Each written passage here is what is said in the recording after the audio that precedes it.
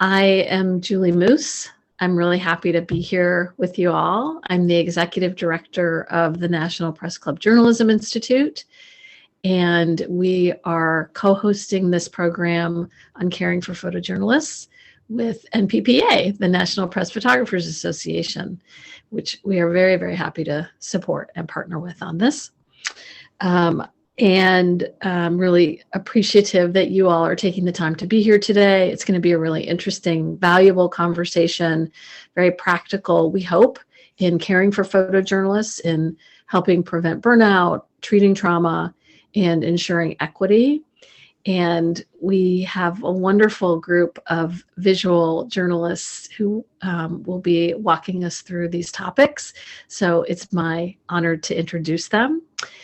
As I introduce them, start preparing, if you haven't already, some of the questions that you may have. We hope that you'll be part of this conversation. We want you to ask questions throughout the program. You can do that in the Q&A queue, and we'll make sure that they get to the panel. And we'll also be monitoring chat and adding any resources there that may be valuable as we go. We are going to record this program, as you can tell. And so we will provide you with a link to it. If there are resources we mentioned, we will provide you with the links to those as well afterwards. So now it's my honor to introduce the panel.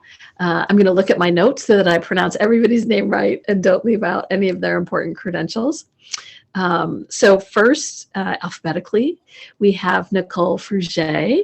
Nicole is the director of photography at the San Francisco Chronicle. She became DP there in 2016, and before photo editing, she spent 10 years working as a staff photographer for newspapers in Texas and Florida. She covered the war in Iraq and Hurricane Katrina for the San Antonio Express News. Next, we have Rich Glickstein. Rich is a clinical social worker at the Shepherd Center in Atlanta in a behavioral health role in the post 9/11 military traumatic brain injury program.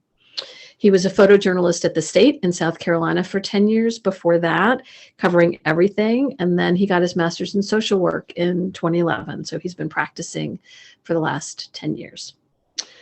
And then we have Michael Santiago, who is with Getty Images. He is a staff news photojournalist.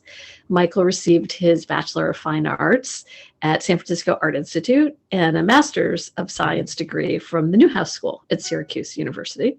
Michael was a member of the Pittsburgh Post-Gazette breaking news team that won the Pulitzer Prize for their coverage of the Tree of Life shooting in 2019. And he will talk a little bit about that and his time in Pittsburgh in just a few minutes. And moderating this wonderful panel, we have Achille Ramses, who is executive director of NPPA and also a photographer, editor, multimedia producer, avid motorcyclist. She was photo editor and director of photography at the Orlando Sentinel from 2007 until 2011. And before that, she was at the San Jose Mercury News, at the Atlanta Journal-Constitution, LA Times, Associated Press, and a couple of other places that may come up during this conversation. So now, Achille, I will turn it over to you. Thank you, Julie, and thank you to the National Press Club for hosting this wonderful endeavor. I welcome and thank our panelists, Nicole, Michael, and Rick, to add to this great conversation. A little bit about the National Press Photographers Association. We are considered the visual voice of photojournalists. We've been around since 1946, and our primary work is to advocate for photojournalism and the work we produce. One of the main things we pride ourselves in is the work we're doing in advocacy for First Amendment rights and photographers' access, copyright issues. And we have our legal counsel, Mickey Osterreicher, on hand to answer some questions later on also. So first, visual journalists have been on the front lines of the pandemic and have been involved in the protests, attacked Capitol insurrections. Holding a camera makes those who are reporting on events visible targets for law enforcement or people angry at the media. And working remotely is not an option when you're the community's eyes, ears at the scene. So, how do we care for photojournalists facing more pressure than ever under exhausting and dangerous circumstances? And that's what we're here discussing today. Um, Let me turn this over to Nicole. Let's start with you. As a director of photography, you handle a staff and you're responsible for their safety as well as directing the coverage of all these various events. And then Michael and Rich can add in. So let me go ahead and get you guys started. Um, yeah, well, thank you so much for having me, and I really think it's important to, frame conversations around these really important issues that sometimes, go unspoken too often and are sort of left late night chats with friends, but not really part of a broader conversation about photojournalism in general. And I think I see my role as a leader is to try to facilitate the photographer's needs in the field as best as possible with the knowledge that things have changed since I've been a photographer, and trying to listen to them and find ways that we can best support them with the issues that they're facing. So, for example, during COVID-19 is,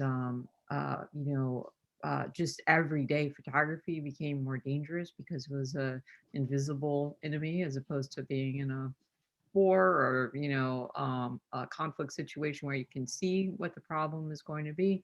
It was a disease that we knew very little about and was evolving. So one of the things that we did, besides trying to get, PPE and stuff like that in the photographer's hands, was give the photographers a lab day as a day to like recoup, kind of have a mental health day, a day to relax, not have the anxiety of being out in the field.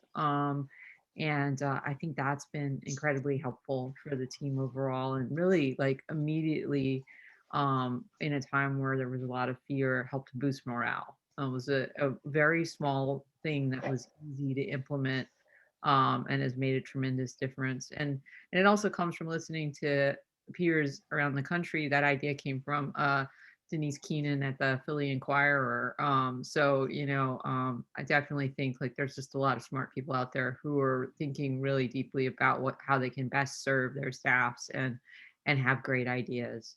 So those are just a few things.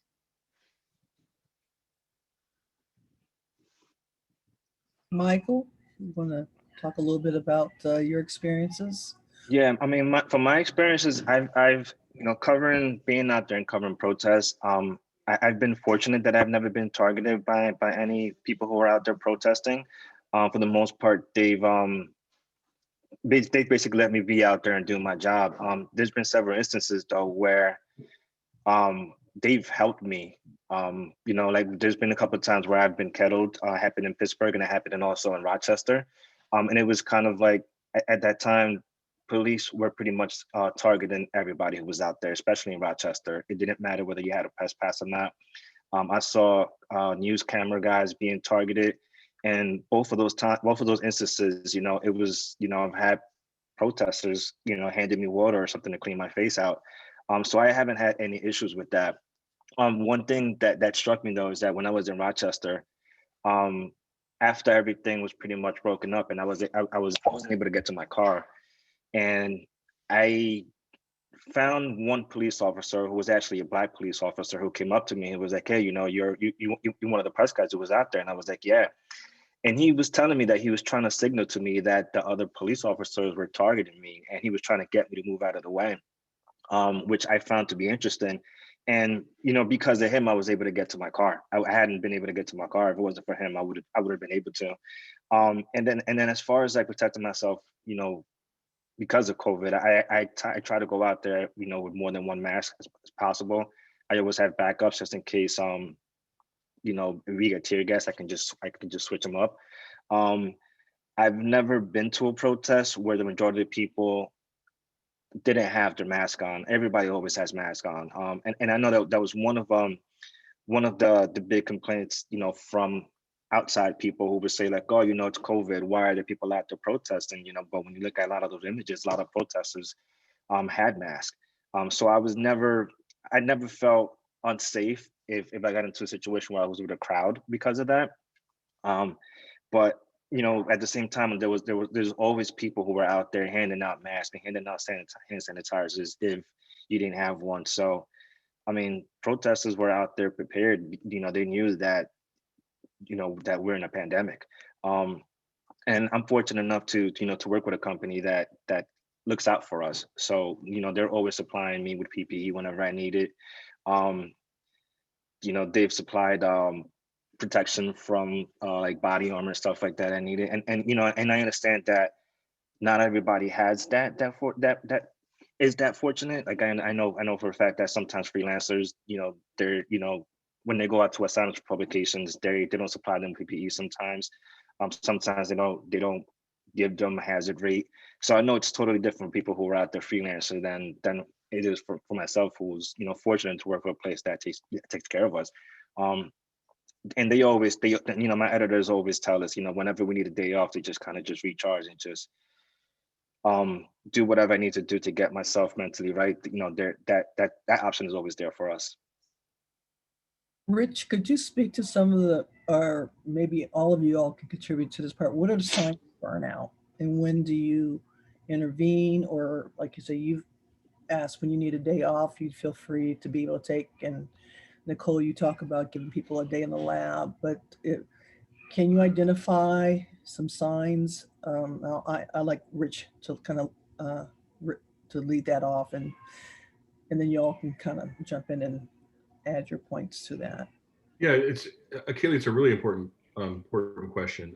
So one of the great things that we have nowadays is this big push for what's called, so I'm going to get to the signs of burnout in just a second, but this really big push toward what's called mindfulness, and being aware of now, or being aware of today, or being in the now, or however you want to put it. The idea is to practice awareness of ourselves and our surroundings, and also the people who are important to us and how they react to us. So for example, if I'm paying attention to myself, I'm paying attention to my heart rate, paying attention to my breathing, paying attention to my muscle tension, paying attention to my mental attention, how I'm able to attend and process things. Am I overly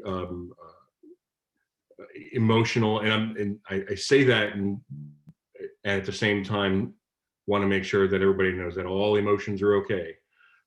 So are my emotions driving the train, or my thoughts driving the train, that type of thing. So if I practice the awareness, watching the other people that are close to me, how are they reacting to me? Are they being drawn in? Are they pushing away? Am I pushing people away? Am I going for avoidance or isolation? Am I, like, what are those things that I'm doing? So it's really important to be able to practice that awareness, so we can get to the signs of burnout. And in my profession now, in mental health, we call that compassion fatigue. And honestly, I think that can be a very similar name for that, whether it's compassion fatigue or work fatigue in journalism. Essentially, some of those signs are literally lower lack of care of the subjects that we photograph or really report on. Reduced care of the details of getting really important bits of the story. Increased levels of callousness interacting with anyone else, whether it's in the field, in the newsroom, not feeling heard. Increasing the way that we treat our subjects as objects and not necessarily as human beings. When you also talk about signs of burnout, you also, I think we need to talk about signs of depression. So the idea of feeling depressed all day, nearly every day for a consecutive number of days. The idea of losing interest in the things that we really enjoy doing. Now, as journalists or as photojournalists, this is this is something from J school on, or from when we were all cutting teeth on, that we don't necessarily go to the office, do the job, and come home. This is a career that we strap on as an identity. So if usually is something that we really enjoy doing, even in extreme hardship and covering protest. So if we really lack or lose interest in doing that, or other things that we truly enjoy, lack of connection with other people, how are we eating? How are we sleeping? How are we attending to things? So is my concentration attention on? Is my working memory actually active? How's your sex life? Is that still continuing? Is it too much, too little? So usually all these symptoms, when we're talking about burnout or when we're talking about depression, usually all these symptoms go from the middle and they go toward the poles. Either we're actually going to do a lot of it or we're going to do very little of it. So these are just really basic symptoms to or signs to figure out when we need that day off, when we need to talk with our colleague, when we need to call someone trusted, when we might need to reach out to, if we have a therapy relationship, our relationship with a therapist, when we need to create one. So all those things may actually be really helpful for awareness.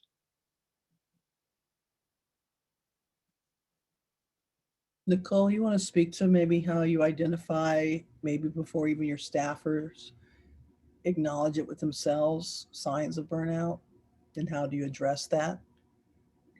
Yeah, well, it's really difficult. I mean, because this is we have photographer Carlos Gonzalez who described like 2020 as a year that it was like one sucker punch after another, we start to get in a rhythm with COVID, and, then the protests happen, and then the election, and, it's just one thing after another. And I think that feeling of one thing after another is on any human being takes a toll, period. Like, no one has escaped this and feels better about what's happened in the world. I think, no human being, much less people who are actually out there on the street witnessing the pain of others day in and day out. So it's kind of not like if, it's more of a when question, right? We're all gonna feel it. And I think the tough thing for us is that there's very little window to feel like you can stop, right? Because the news cycle, particularly in the Trump era, was so 24/7. I try to encourage people to be as in touch with, how they're feeling as possible. We have sort of a no questions asked, sick day thing. You're not going to get hassled if you take a sick day. I just feel like this is, sort of not the time to kind of be, uh, bad cop as a manager. I think there's only room for good cops these days, which I guess is an apt metaphor for everything that's going on in the world. So I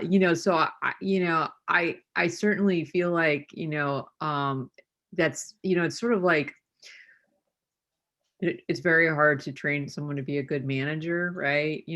We come at this because we were good photographers and we rise up in leadership. And that means that you were a person who was in your car by yourself, who could independently go and make great pictures. It doesn't mean that you can lead teams or help them, guide them through mental health crises, right?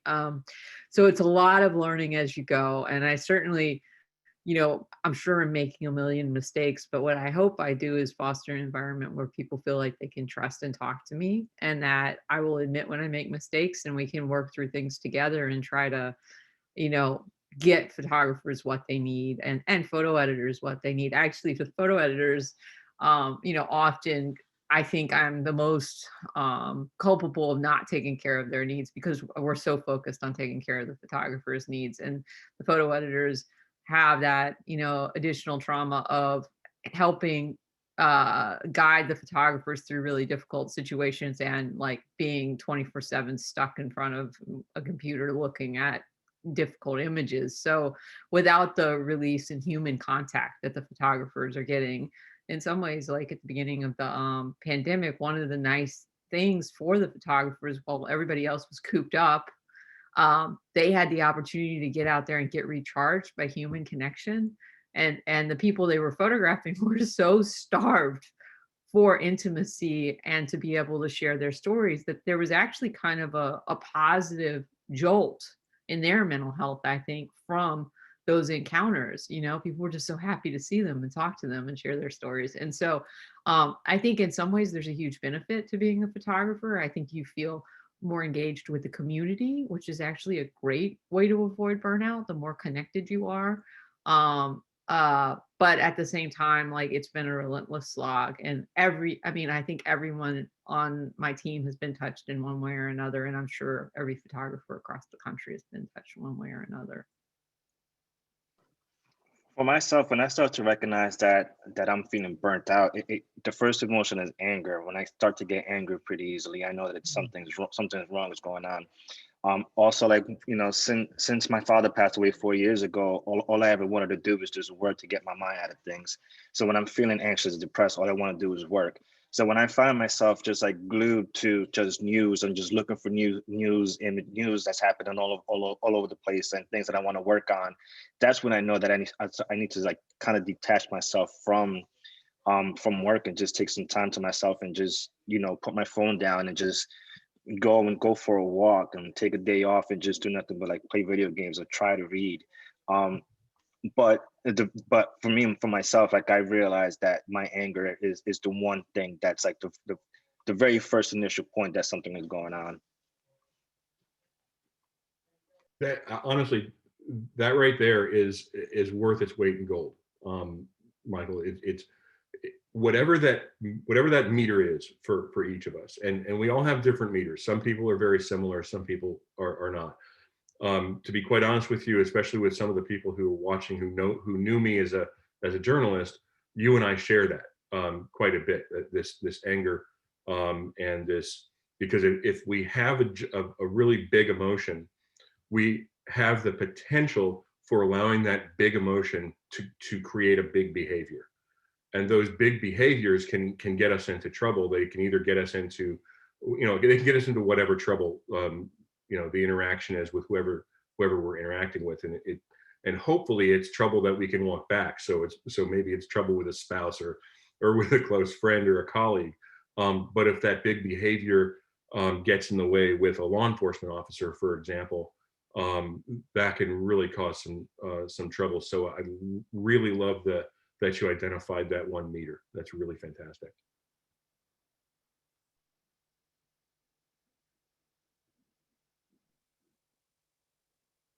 I have a question here from the audience. For photographers with all your equipment, I'm sorry, it's from Raj. Please forgive me for butchering your name if I do. Raj Rangarjan. For photographers with all your equipment and extra gadgets, how do you manage to keep your mask and distance requirements? I usually lately I've been using 2 masks. And one of the things that I try to do to make sure that I always keep them on is like I take my glasses off just so they don't fog up, and I don't need to keep like pulling them down. So with the 2 masks, it's easier for them to stay on. And as far as the distance requirement, um, I've been good at keeping my distance. I tend to a lot of times just get close to make, because getting close is what gets you those intimate images. So sometimes depends on the assignment. Sometimes I don't get too close. Sometimes I just use my telephoto lens just to get that. But there's something that's missing when you're not, when you don't move your feet and get that image you want. I think one of the things that makes it difficult sometimes though during these times is talking to people and getting the names for cut lines and getting quotes. Because a lot of times you're in situations where there's so much going on around you that you can't hear what people are saying, so you have to get close. So typically I try, if I am doing that, I make sure that it's somebody who's properly masked up, they're using the mask properly and not down in the chin or under their nose and stuff like that. So I typically try to gauge who I can get decently close to speak to or not. But like I said, I try to keep multiple masks on my face, and that way I keep myself as safe as possible. And one thing also, what I would suggest, if so, not having fired a shutter in anger in a long time, but one thing that you can do from because we at the hospital, since I work at a hospital, we've been drilled in cleanliness protocol and things like that. So obviously masks, and I think there's some new CDC guidelines of triple ply mask and a surgical mask are put together, or N95 put together increases the likelihood of protection both from the wearer and other people around. Also keep in mind that a lot of people may want to try and reach out and helpfully grab your notebook and pen and write down stuff for us. And that's happened to all of us in the past. Allowing someone, having someone touch our equipment might be a potential contaminant too, because if we touch our equipment, then go wipe our sweat from our face, wipe our eyes or nose, mucous membranes, things like that. If you're not wearing glasses, that the eyes are also a potential entry point to virus. So it's really just to kind of keep not just the aerosol barrier, but also a physical barrier, and do your absolute best to maintain control of your physical equipment. So pen and paper as well. Yeah, and I would say from the photo editor perspective for this, we've had to sort of adjust expectations for the kinds of photos that we're getting, right? Like you can't expect the photographer to, spend 4 hours building rapport and trust with a person in an intimate space anymore. And you can't expect those close pictures that are maybe more wide angle. And so I think it's really important to convey that to the photographers who are really frustrated visually, I think, during these situations, because it's not like they want to change how they're working. They have to change how they're working in order to be safe for themselves, but also safe for the people they're photographing. And so I think that's a real key for folks in leadership is to, take a step back and prioritize safety over the results. I think this is just a time to really scale and change how we think about and lead the people that are on our teams, and tell them that it's okay. The only thing that really matters is that you come back safe, and we'll deal with making the pictures as good as we can within those parameters. I have a question. I'm a director, Rich, from John Parson. As an editor of a student newspaper, how can I teach my staff to recognize a trigger and realize they need to either get professional help or step back? So it's a really fantastic question. Okay. No, I'm not on mute. Good. Okay. So really fantastic question. One thing that I'd like to suggest, and I don't know exactly where this is, but I'm confident that it's on the website. Go to the DART Center's website, and there are a lot of resources on there to identify what typical symptoms of trauma or traumatic stress are. So the first thing I want to point out also in answering that is, notice I didn't use the word disorder, because number one, we get into a disorder when our lives become out of order because of this stressor, right? So just because of traumatic stress and daily work, it doesn't mean we're into disorder stuff just yet. So everyone experiences traumatic stress. In order to experience traumatic stress or have stress reactions, there needs to be some sort of actual threatened death or great bodily injury. It either happens to you directly, we witness it, or we see the aftermath of it. And guess what I just described? Every photojournalist in the world. So the idea of understanding that we need to be witnessing it, is, especially as Akili pointed out during our introduction, if we're witnessing the events themselves, especially now with all the protests and whatnot, but also aftermath in good old-fashioned regular journalism when the world isn't going haywire, we're going to experience these things. So what are triggers? So the idea of being around the stressful experiences, triggers are literally recorded by our brains in two places. Recorded when our emotions get extremely high, above a certain threshold. That's recorded in what's called in a part of the brain called the amygdala. No, there's not going to be a test on it later. Don't worry about it. Number two, when we have extreme stress. So we still might have really extreme emotion, but when we have extreme stress, it's also recorded in the hippocampus. If you guys, if we remember back to when Dr. Blasey Ford was talking, was giving her testimony, she said something really, really poignant about the hippocampus and memory and stress memory. her statement or her words were, indelible on the hippocampus is. So this is the idea that when we experience things around us, and I'm being very general because they are very general, experiencing things around us when we're covering something, our brains are recording when emotions are high and stress is high, our brains are recording damn near, if not everything we're experiencing through all of our senses, even if we're not aware that it's happening. So things on our periphery, things that if you're, for example, if you're shooting, you're right eye dominant and you use left eye open to make sure that no one's going to be coming at you, or football field, whatever you're doing. If you have the other eye open, so you're watching crowd as well, or you're watching your surroundings, you're recording information out of that eye, even though you're looking into the one eye, into the viewfinder. So visually, orally, so smell, taste, touch, and whatever the fifth one is. Everything is coming in and we're recording it.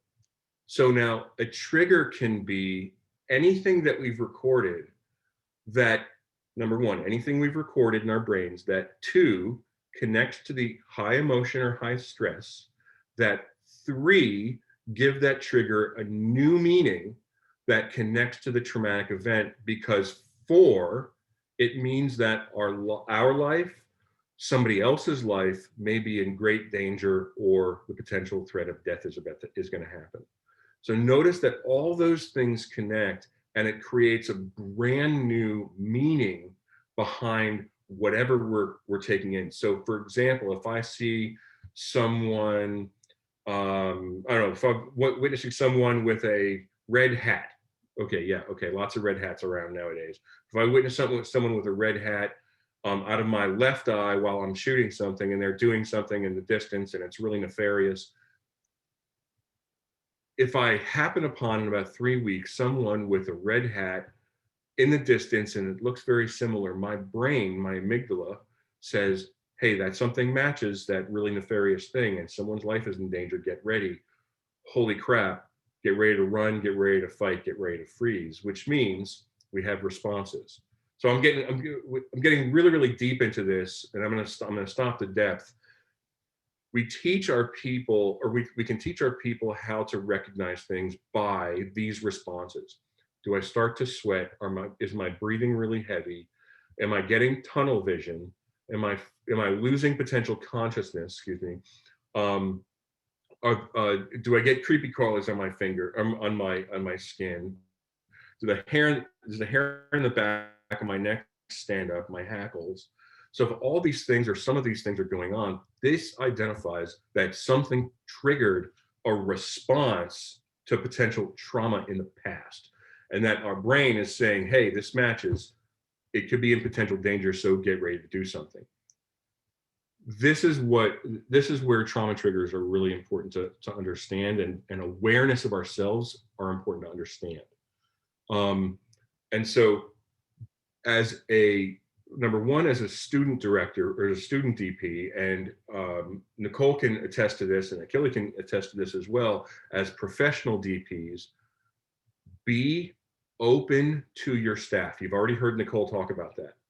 Be open to your staff to bring anything to you, not just as a DP, but as a manager and as a flippant human being.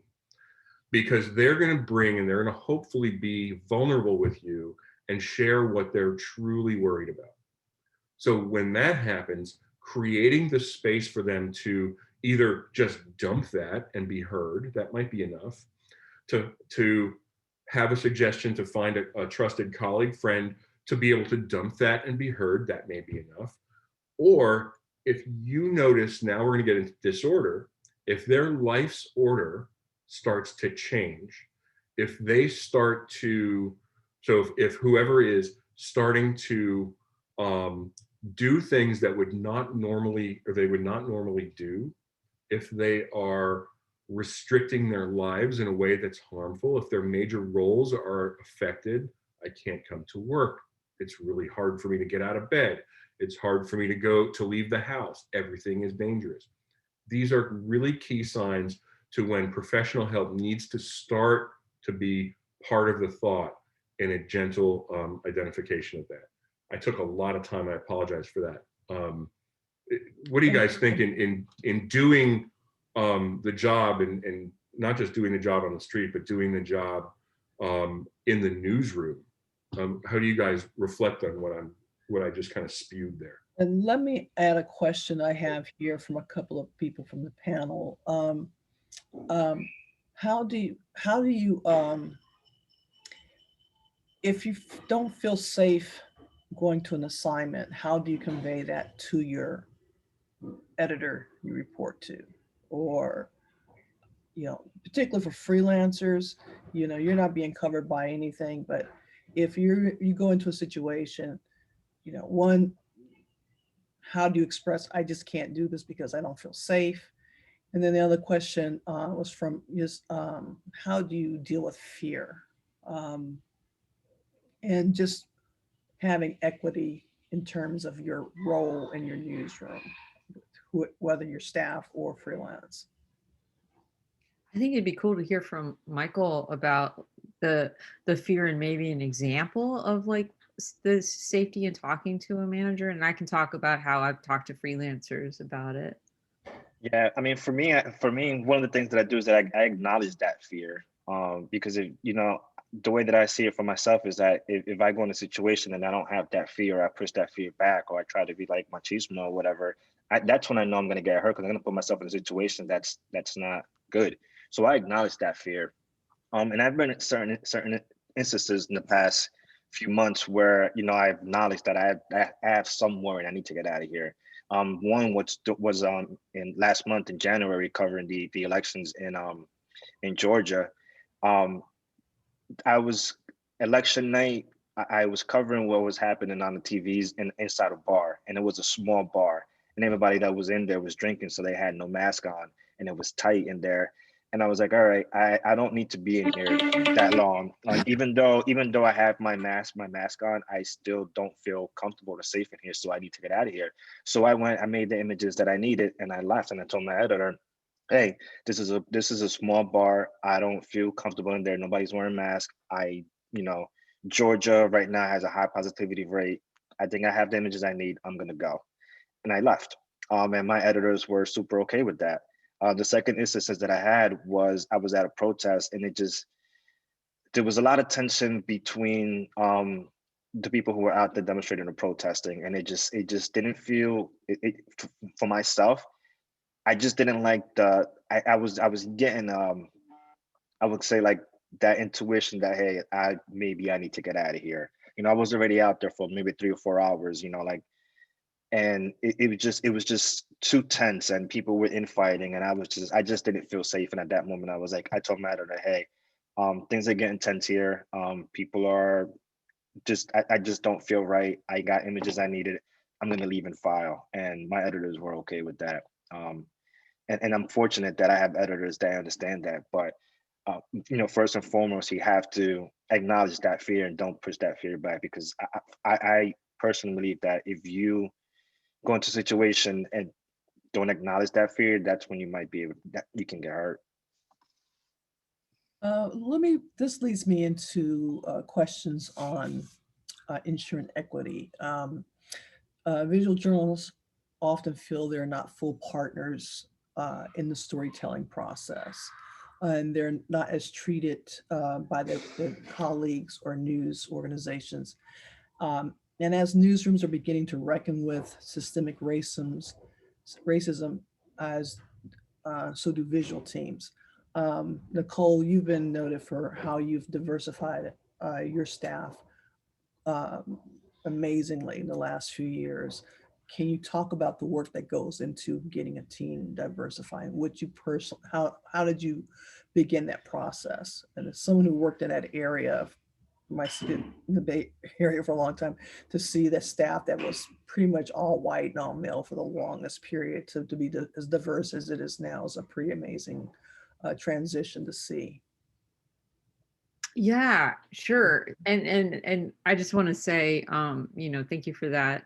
But we still have a long way to go. And I'm certainly probably not the best representative to talk about equity, you know, so it's a little bit uncomfortable in that way. But I will say that, you know, for me, the mission was very personal. You know, I started out as a young photographer in small newsrooms where I was the only out queer person. I understood what it felt like to feel different. I certainly don't understand what it feels like to be a Black or brown person. And that is, I think, societally an even more difficult road, and in newsrooms in particular, and particularly at the time I was coming up, which were mostly, you know, 100% white newsrooms in like my first newspaper, you know, that I just can't even imagine. So I just want to start from a place of, you know, I have empathy and I want to learn, but I certainly can't pretend that I know what that feels like. So I just want to create a place where folks who've had some of those hurdles, like myself, and even greater hurdles, feel like they belong, feel like they do have a voice, feel like they are valued and important, and their contributions are recognized. And I think our newsroom has been a really accepting place of growth and change. I just got elevated to the masthead this year as a visual journalist, and so did our design director.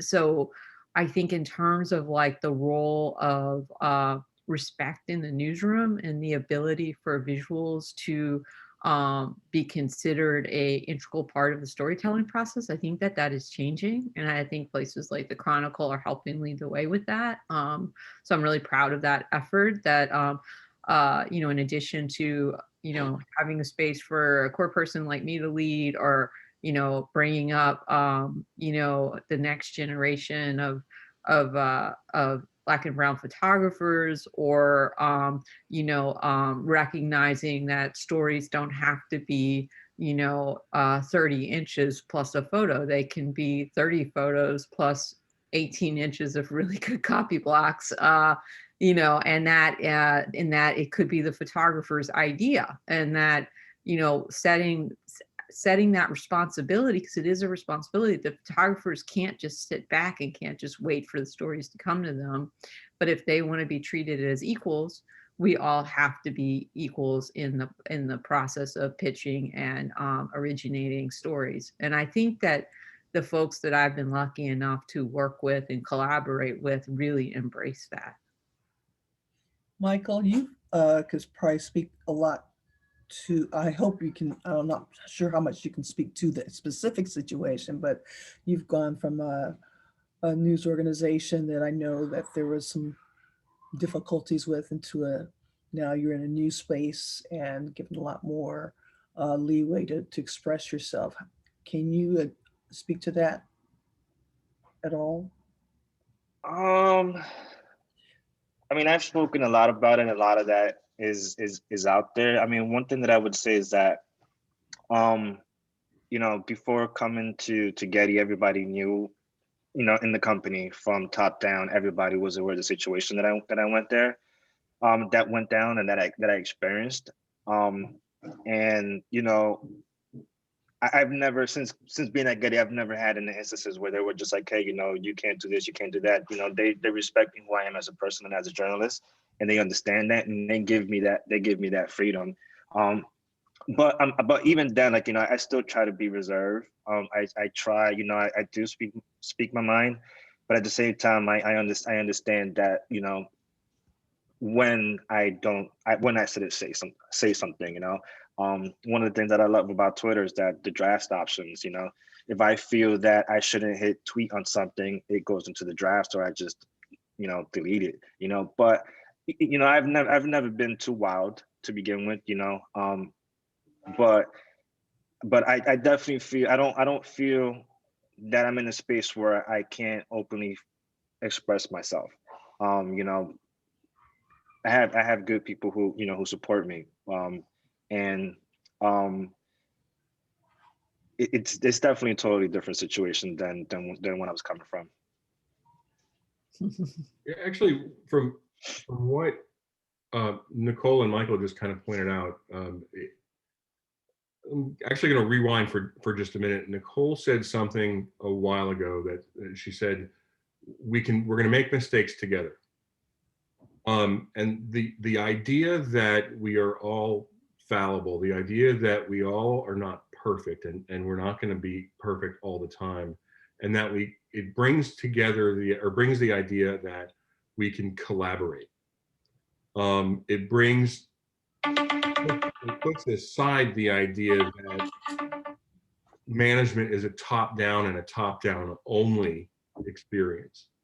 And so when that happens, number one, obviously it creates an opportunity for the photojournalists to step forward into the creative process and bring their ideas to the table. It creates the idea of inclusion, that as a photojournalist, my ideas matter.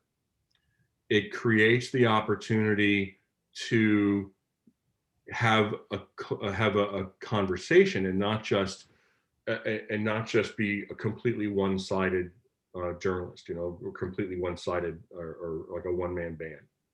Because sometimes one-man band can be right and sometimes they could be wrong. Knowing that our managers have this is an important point, because we need to understand that the manager, that a manager, for example, Nicole and Achille in the past, that they have the best interest of the staff at heart. There are some managers that don't.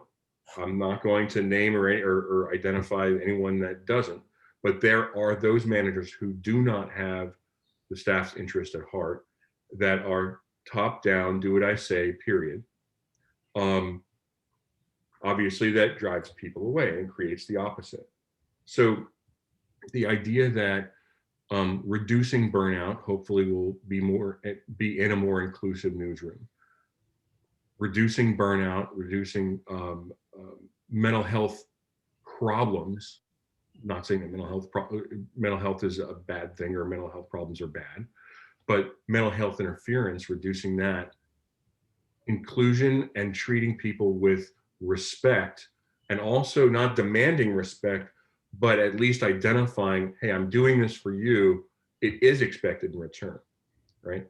So if I had it to do all over again, that's definitely one of the things that I would have done, would be to consider the manager a little bit more often. And I'll even name my last photo editor at the state newspaper. His name is Al Anderson. He's a fantastic photo editor. And had I actually spent a hell of a lot more time as a young journalist recognizing that fact and recognizing that he really did have my best interest, or actually our best interest at heart, I likely would have been a more collaborative employee and collaborative photojournalist, and would have been better for it, So those are the things that management can definitely do to help create an atmosphere that is not just collaborative, but inclusive, inclusive. The last thing I'll say is, always remember, the boss needs to make a call. They need to make the call and we need to support it. Sometimes it's not the best call, but it's the right call. So. How do you think it's best for someone who might be in a situation that's not necessarily hostile, but more based on ignorance?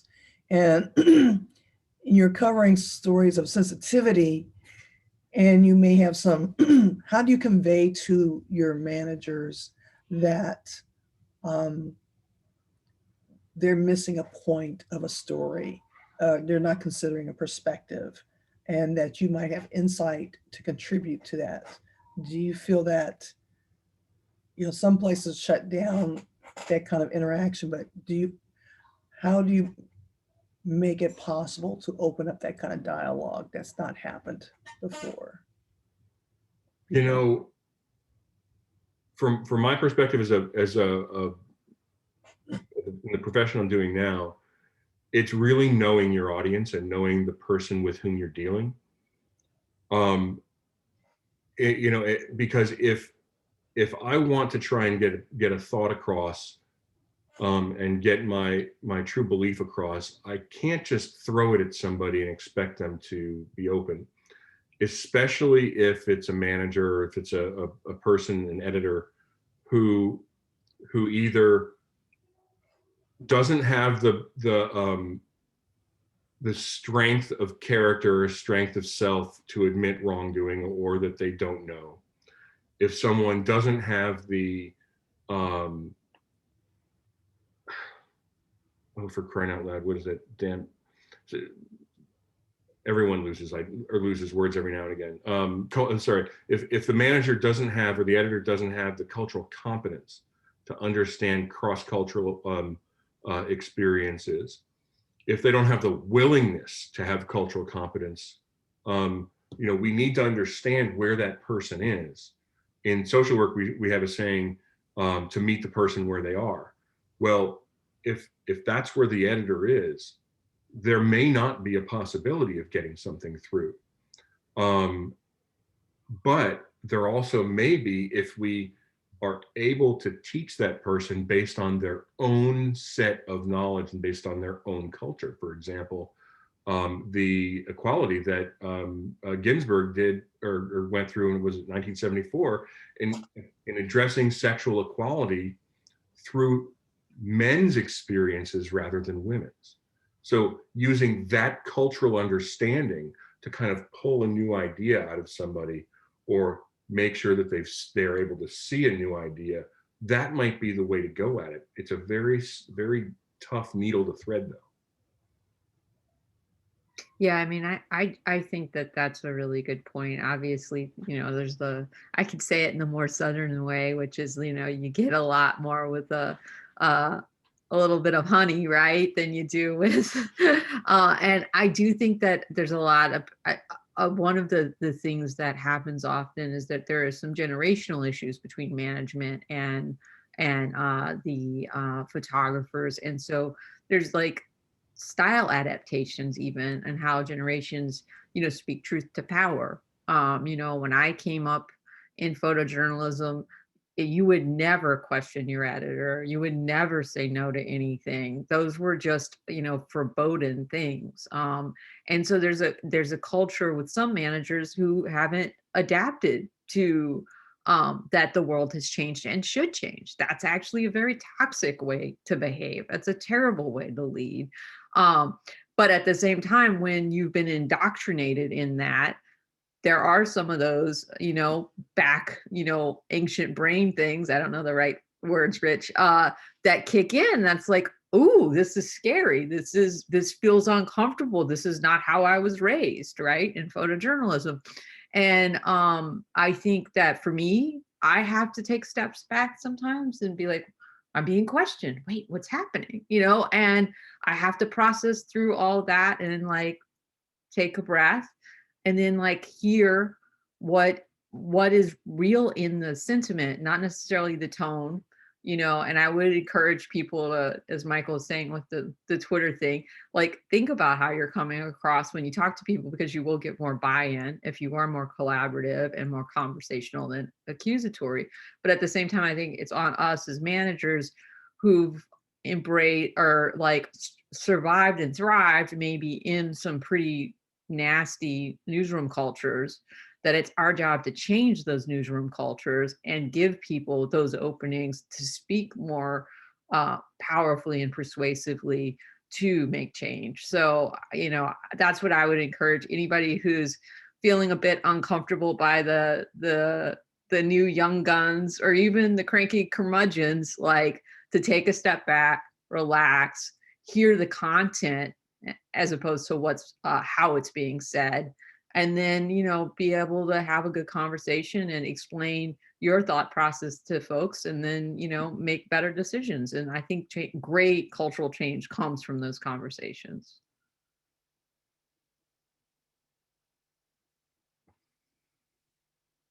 I have a couple more questions I didn't quite get to. It's kind of a rough transition, but I'm going to go back to it.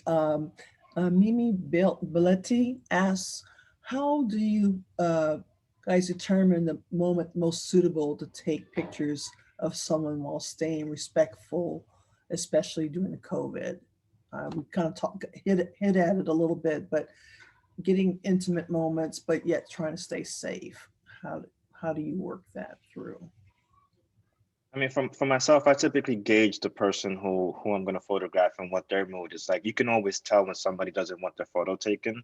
Sometimes is, if you don't want to kind of disrupt the moment and just step in and ask, you just kind of like, you can make the motion, like put the camera up and just shake your head. And if the person says no, then no, and I just walk away. But I really haven't had any instances where people just don't want their photo taken. But that's one way that you can respectfully ask if that moment's okay to photograph. And sometimes it's just flat out asking, is it okay if I make your photograph?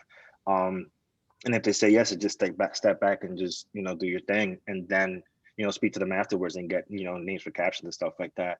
But you can always gauge when somebody doesn't want to be bothered and doesn't want the photo taken, and it's just that's when you got to, like, especially if you're out, if you're outside somewhere and we are legally allowed to photograph people. Just I mean, I put my ego aside, and if somebody doesn't want to be photographed, I don't photograph them. Yeah, I agree with Michael. That's the lesson that working on the street, we as the young gun coming out of college, or coming out of J school, it's like, I can do whatever I want in public. Well, yeah, you can, but that's not, kind of like Nicole said, you can catch more bees with honey. So making the decision and making that eye contact, is a really important point. And if you're talking about keeping distance, well, that's where your longer lenses come in. And just because you're using a longer lens doesn't mean it's not as intimate. Because you still can have that communication. And I'll tell you, as a behavioral health professional, you can have a communication, a football field away, and still have empathy communication with somebody, as long as you're making eye contact and you can feel what it is to be them and they can feel what it is to be you. And I'm going to end with a question from Jennifer Vernon. What advice do you give to new photojournalists? What are the tough things facing them? And what are some, if you knew something before, I'll add on to it. What do you wish you knew earlier in your career to make you a better photographer, or adjust to some of the things you're dealing with out in the field?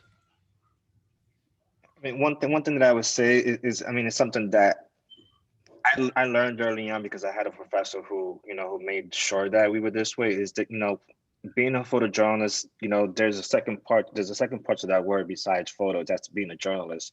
So a lot of times for us, it's just, you don't have to be always out there photographing, or, there's a research part of that.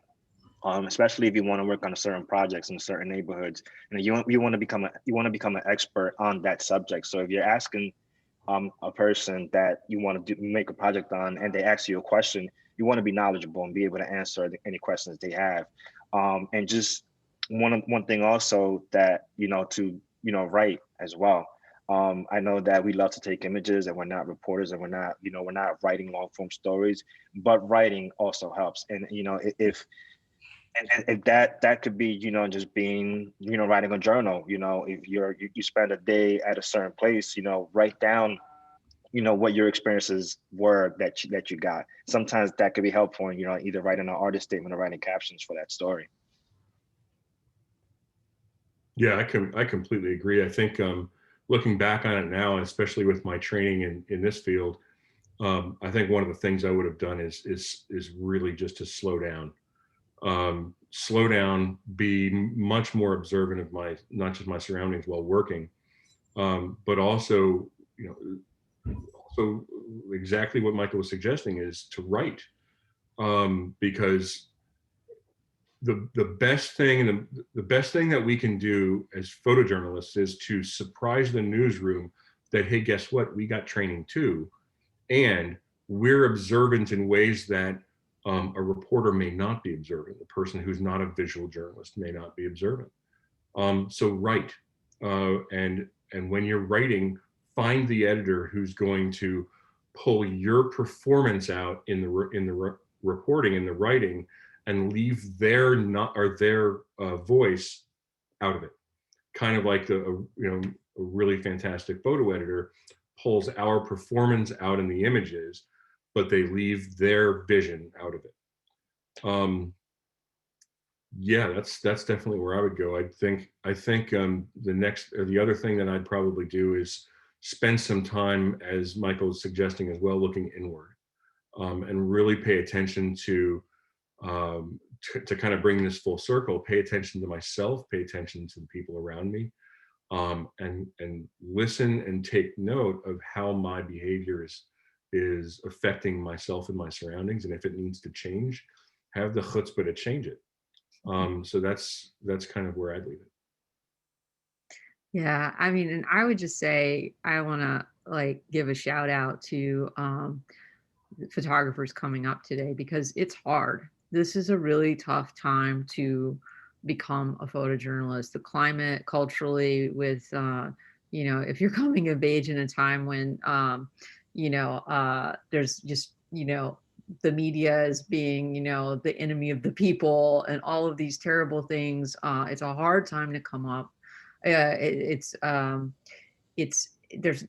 not a ton of opportunities for staff jobs.